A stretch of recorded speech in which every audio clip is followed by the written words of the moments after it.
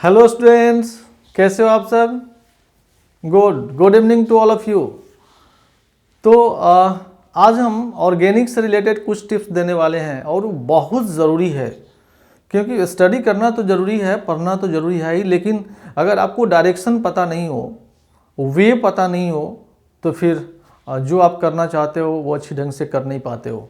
नहीं तो एक वे होना चाहिए, स्टडी का एक प्रोसेस होना चाहिए, और तभी हम लोग किसी भी चीज़ को अच्छी ढंग से स्टडी कर पाते हैं। तो उससे रिलेटेड मैंने कुछ टिप्स मेंशन यहाँ पर कर रखे हैं।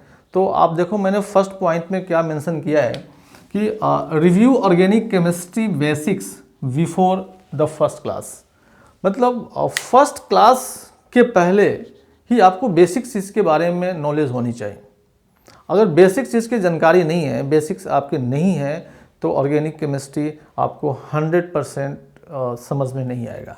अगर आप समझ भी लेते हो तो आपको लगता है कि आप समझ लिए, लेकिन उससे रिलेटेड जितने सारे क्वेश्चंस आएंगे वो सारे क्वेश्चंस आपसे सॉल्व नहीं हो पाते हैं।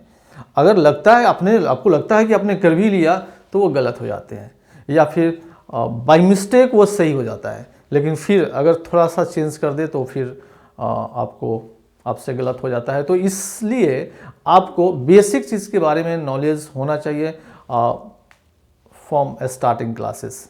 तो जैसे कि बेसिक चीज़ like hydrogen bonding, sigma pi bond, आप ऑर्बिटल्स का नॉलेज होना चाहिए, हाइब्रिडाइजेशन का नॉलेज होना चाहिए।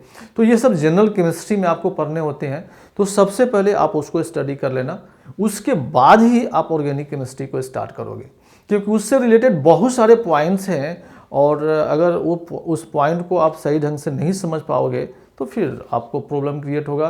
जो कि इससे रिलेटेड जो पॉइंट होंगे और इसके बारे में आपको नॉलेज नहीं है, बेसिक्स की जानकारी नहीं है, तो फिर तो 100% ही नहीं समझ में आएगा। नहीं, नेक्स्ट मैंने मेंशन किया है कि make organic chemistry your priority.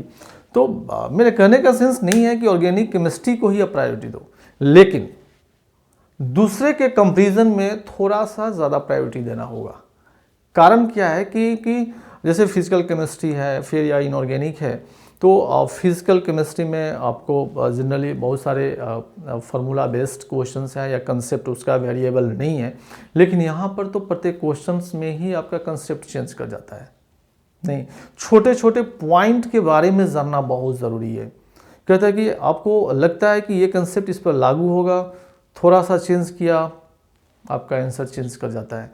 तो इसके बारे में प्रायोरिटी इस सेंस में आपको देना होगा, क्योंकि छोटे छोटे पॉइंट को टाइम टू टाइम आपको देखना होगा। छोटे छोटे पॉइंट पर आपको कुछ मंथन करने होंगे, कुछ सोचने होंगे, कुछ बातें को समझना होगा, उससे बहुत सारे क्वेश्चंस आपको पूछने होंगे। नहीं तो टाइम टू टाइम अगर नहीं करोगे तो वो फिर आप माइंड से आपका उतर जाता है, क्योंकि छोटी छोटी बातें हैं, बहुत इंपॉर्टेंट बातें हैं, और उससे रिलेटेड बहुत सारे क्वेश्चंस हैं। राइट, तो इस सेंस में आपको प्रायोरिटी देना होगा, थोड़ा ज़्यादा इंटरवल पर, मतलब खास इंटरवल पर बहुत जल्द ही इसको आपको रिवीजन पॉइंट ऑफ व्यू से देखना होगा। नेक्स्ट कहता है कि ask a lot of questions. जो भी आप पॉइंट स्टडी करते हो ऑर्गेनिक केमिस्ट्री में, तो उससे जितने सारे क्वेश्चंस आपके दिमाग में आते हैं वो क्वेश्चन कर लो। आप फ्रेंड सर्किल में कर लो, टीचर्स से कर लो, जिसके हेल्प से आप स्टडी कर रहे हो उससे क्वेश्चन कर लो। किसी पर्टिकुलर पॉइंट में जितने सारे क्वेश्चंस आपके दिमाग में आते हैं, क्योंकि अगर आपने नहीं किया तो उतने सारे पॉइंट से तो क्वेश्चन पूछता ही है।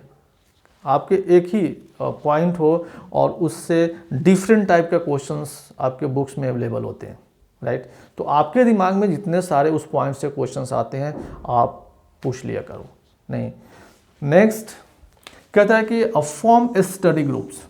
ऑर्गेनिक के लिए एक सिंपल स्टडी ग्रुप कहने का सेंस क्या है कि आपके जो फ्रेंड सर्किल है, नहीं उसमें से आप देख लो कि आपके कौन से फ्रेंड में स्टडी करने की जो क्यूरियोसिटी है वो ज़्यादा है, उनको आप कम से कम और सब्जेक्ट नहीं, लेकिन केमिस्ट्री में ऑर्गेनिक को आप उनसे एक टाइम सेट कर लो कि वीक में 2 दिन इस पॉइंट पर हम लोग डिस्कशन करेंगे, किसी पर्टिकुलर पॉइंट पर। तो होगा क्या कि डिस्कशन के दौरान उस पॉइंट से रिलेटेड वो कुछ क्वेश्चन पूछेंगे, आप कुछ क्वेश्चन पूछोगे, जो आपके दिमाग में नहीं है वो आपको बताएंगे। आप दोनों के दिमाग में नहीं आए, टीचर से आप डिस्कशन करोगे। इससे क्या होगा कि आपके बहुत सारे क्वेश्चंस मेमोराइज हो जाते हैं और जो आप सोच नहीं पाते हो वो भी डिस्कशन के दौरान निकल आते हैं। तो एक स्टडी ग्रुप, छोटा सा ग्रुप बनाना बहुत ज़रूरी है, right. Next, learn from your mistakes. आपने किस क्वेश्चन में क्या मिस्टेक किया, डिस्कशन के दौरान आपका क्या कथन था, आपका फ्रेंड का क्या कथन था, या फिर टीचर ने आपको क्या उस क्वेश्चन के बारे में बताया, उस पॉइंट से आप सीखो। उस पॉइंट को आप मेंशन करो, उस पॉइंट को आप तैयार करो और उससे रिलेटेड नेक्स्ट क्वेश्चन को सॉल्व करने की तैयारी करो। तो जो भी आपसे मिस्टेक हो रहे हैं, उस मिस्टेक से आप बहुत कुछ सीख सकते हो, राइट, क्योंकि उससे रिलेटेड बहुत सारे क्वेश्चंस आते हैं। तो इस पॉइंट को आप ध्यान दोगे। Next, don't simply memorise, seek to understand. केवल मेमोराइज करने से नहीं होगा, अपने गलतियां से सीखना होगा। केवल आप बैठकर मेमोराइज कर दो कि ये होगा, फिर इसके बाद ये होगा, फिर इसके बाद ये होगा। मेमोराइज करने से, रटने से केवल नहीं होता है। आपने जिस पॉइंट पर आपसे बहुत सारी गलतियां हुई है, जो क्वेश्चंस आपसे मिस्टेक हो गए हैं, उस क्वेश्चन को राउंड करके रखो। उस क्वेश्चन को फिर 1 वीक 2 वीक्स के बाद आप उसको सॉल्व करो। देखो कि आपको माइंड में है या नहीं, या जिस कंसेप्ट के अकॉर्डिंग आपने बनाया वो कंसेप्ट आपको क्लियर है या नहीं, राइट। तो गलतियां से सीखना बहुत ज़रूरी है।